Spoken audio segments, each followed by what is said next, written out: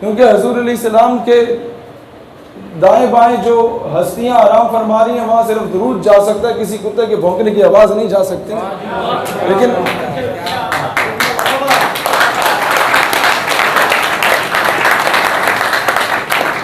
बात यह है कि हमें हकीकी मैनों में सैयदना सिद्दीक़ अकबर रज़ी अल्लाह ताला अन्हु, सैयदना हैदर कर्रार रज़ी अल्लाह ताला अन्हु में 2 मरतबा उम्रे पे गया, 3 मरतबा में किला खैबर गया।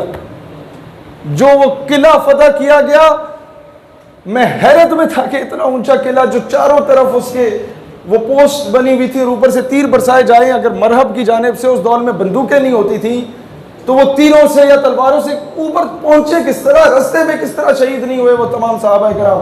तो तब अंदाजा होता है कि ये काम शेर खुदा ही कर सकता है। वहां जाएं, आपकी अकल दंग रह जाएगी। बड़े बड़े जर्नैलों को ले जाएं दुनिया की हर फौज के कि यार 1450 साल पहले यह किला कैसे फतह हो गया, विदाउट टेक्नोलॉजी ये कैसे फतह हुआ। हर मकतबा फिक्र के लोग यहाँ मौजूद हैं।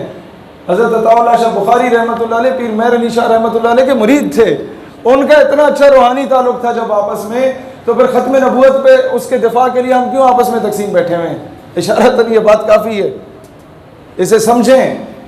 ख़त्म नबूवत और नामूस रिसालत के दिफा के लिए खुदा का वास्ता है, 1.5 ईंट की मस्जिद ना बनाओ, एक दूसरे को सीने से लगा के चलो। ये बहुत ज़रूरी है। तालियां नहीं चाहिए, अमल दरामद चाहिए। आप लोग काम करें कि कोई तालीमी इदारा खाली ना हो। जब मैंने देखा कि हमने 8 साल एक तवील जदोजहद की कि मोहम्मद बिन कासिम, टीपू सुल्तान, नूरुद्दीन जंगी, सलाहुद्दीन अयूबी, तारिक बिन ज़ियाद, सैयदना खालिद बिन वलीद, खुलफाए राशिदीन, सैयदना हसनैन करीमैन के बारे में पढ़ाया जाए, जुर्रत और बहादुरी के वाक़ियात को इकबाल से रिलेट करके पढ़ाए जाए निसाब में, किसी ने नहीं सुना। तो अब 2 काम थे, या हम एहतजाज करते, नारे लगाते, या हम कहते कि नहीं हम अपना निसाब देंगे। हमने नज़रियात की सूरत में 100 सफ़हात पर मुश्तमिल एक किताब लिखी, उसमें ये सारे टॉपिक डाले और अभी तक पाकिस्तान के मुख्तलिफ तालीमी इदारों में 60,000 किताबें मुफ्त में तकसीम की हैं। यह आप अपनी हैसियत में लेकर काम कर सकते हैं, आपको किसने रोका है। मैं तो उलमा से दरख्वास्त करूँगा, आप मस्जिद के खुतबों में कोशिश करें कि डायरेक्टली और इनडायरेक्टली इस कौम को बुज़दिल और बग़ैरत बनाया गया है। इस कौम को दोबारा से सैयदना हैदर करार की वो तलवार की वो जुर्रत के मुजाहिरे सुनाया करें। इस कौम को दोबारा वो दौरे फारूकी इसके सीनों में बेदार करें। मसला सिर्फ ये है कि जब हम उन हस्तियों के अकीदत, प्यार, मोहब्बत का सिलसिला जब इनके दिलों में नहीं डालते तो ये कौम उनका दिफा ही नहीं कर पाती उस तरीके से जो हक बनता है दिफा करने का। तो ये चीज़ें, क्या अकल इस चीज़ की गवाही दे सकती है। लेकिन ये इश्क है, वो बेखतर कूद पड़ा आतिश नमरूद में। इश्क अक्ल है मेवे तमाशा है लबे बाम अभी। ये इश्क है जो सैयदना उमर फारूक को बगैर एक कत्ल किए बैतुल मक़दस और मस्जिद अल अक़सा की चाबियां हाथ में पकड़ा देता है। ये इश्क है जो सिद्दीक़ अकबर को जब हुज़ूर अलैहिस्सलाम कहते हैं कि जनाब जो जो अल्लाह की बारगाह में लाना चाहते हो पेश कर लो। एक गज़वा का मौका था, कुछ सहाबा घर का आधा सामान लाए, कुछ सहाबा के पास खजूरें थी, वो ला के हुजूर की बारगाह में पेश की। जो हजरत ने जिक्र किया एक सहाबिया के पास कुछ नहीं था, एक दूध पीता बच्चा उठा के लाई। हुजूर ने दरियाफ्त किया मैं इसका क्या करूंगा, मुस्कुरा के पूछा। वो रो पड़ी कि आका और तो कुछ नहीं था, जब आप पे तीर बरसाए जाएंगे उसको ढाल बना लीजिएगा। लेकिन जब सिद्दीक की बारी आई, रसूलुल्लाह ने कहा कि तुमने क्या लाया, तो कहते या रसूलुल्लाह सब कुछ ले आया। तो रसूलुल्लाह ने पूछा घर में कुछ छोड़ा, कहते जी या रसूलुल्लाह छोड़ा। पूछा क्या छोड़ के आए हो, जवाब देते हैं परवाने को चिराग है, बुलबुल को फूल, बस सिद्दीक के लिए है खुदा का रसूल बस। या नबी या नबी सैयदी मुर्शदी या नबी या नबी सैयदी मुर्शदी या नबी। हम लोग खुद बुज़दिल हो गए हैं। मसला सिर्फ ये है हम लोग अपने अकायद का दिफा करना ही भूल गए। मैंने हत्तुल वसा हमेशा कोशिश की, आज भी कोशिश करूं और मरने तक मेरा एम ये है उम्मत मुत्तहिद हो, मुसलमान मुत्तहिद हो, मुसलमान फिरका वारियत में ना बटे। लेकिन इसका मतलब ये हरगिज़ नहीं है कि फ़िरका वारियत की आड़ बनाकर रसूलुल्लाह अलैहि सलाम या अहले बैत या सहाबा के बारे में कोई उल्टी सीधी बात करे, हम फिर उसका फ़िरका नहीं देखते।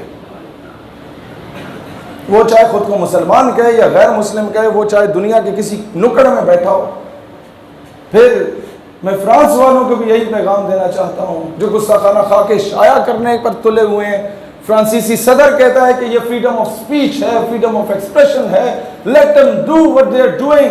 तो फिर ठीक है, तौहीन अदालत की फ़ैसले जो हैं वो अदालतें करती हैं, तौहीन रिसालत के फ़ैसले फिर ये नौजवान किया करेंगे इंशाअल्लाह ताला। जो नौजवान गाजी आमिर चीमा की सूरत में जर्मनी पहुंच सकता है, वो दुनिया के किसी कोने से फ्रांस भी पहुंच सकता है। पहले भी 313 ब्रिगेड गई थी वहां पर। मैं अभी किन किन चीज़ों को खोल खोल के सामने रखूं। ये सहरा भी कश्मीरी साहब को ही जाता है जो चार्ली हेब्डो को वासिल जहन्नम किया था। पहले आप में से बहुत कम लोगों को पता है। इलियास कश्मीरी, मैं इसलिए उस बंदे की कदर करता हूँ कि उन्हीं की उस ब्रिगेड को वो किस तरीके से पहुंचे, क्या हुआ, ये कहानी फिर सही। लेकिन बात यह है कि हम लोग दुनिया का पुरअमन तरीन मज़हब हैं।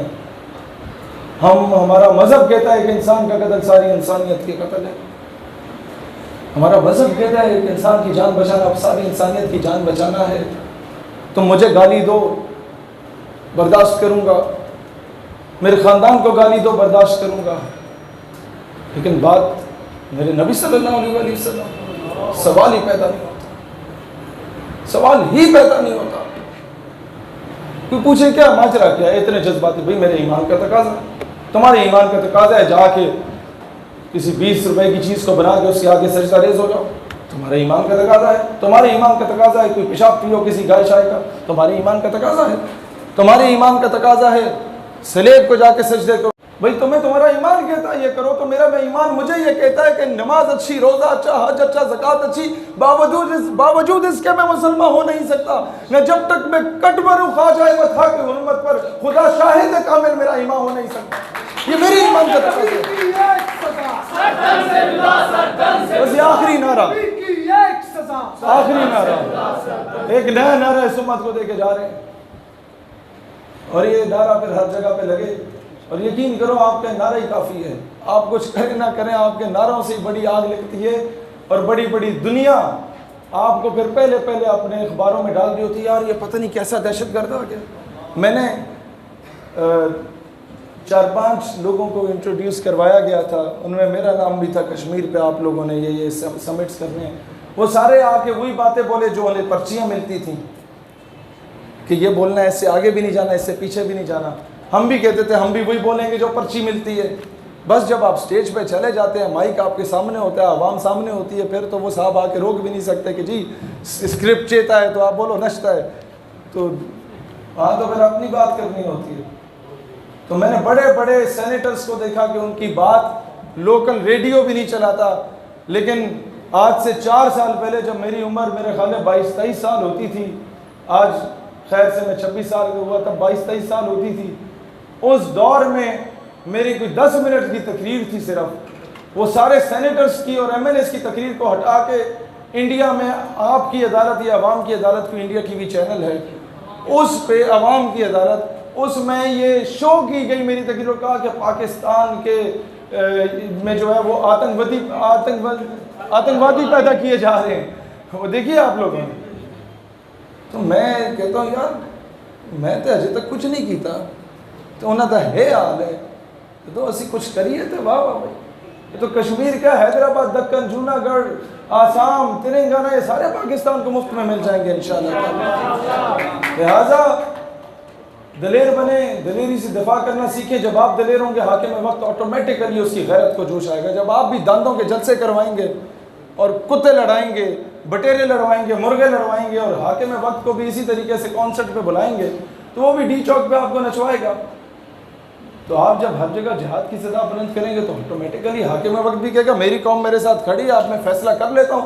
तो गुस्ताख नबी का एक इलाज अल जिहाद, अल जिहाद, ये नारा है और ये हर गली कूचे में गूंजना चाहिए। और मुझे खुशी तब होगी ये पैंट शर्ट पहनने वाले नौजवान जब ये नारा का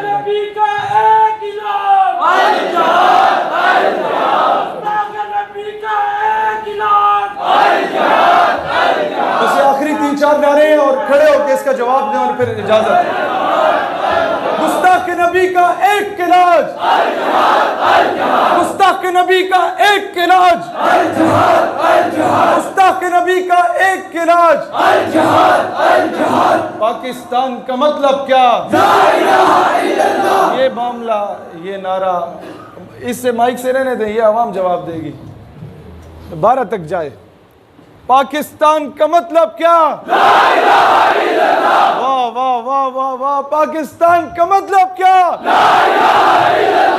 70 सालों से अंग्रेजों के कुत्ते नहलाने वाले जो हम पे काबिज हैं, इनसे छुटकारा पाने का वक्त ये नौजवान अपना वो इनकलाब ला सकते हैं, और वो यही नारा है जिसकी बुनियाद पे पाकिस्तान बना, और यही इसकी बका का मरकज़ और महवर है। पाकिस्तान का मतलब क्या? ला इलाहा इल्लल्लाह। पाकिस्तान का मतलब क्या? ला इलाहा इल्लल्लाह। पाकिस्तान हमेशा जिंदा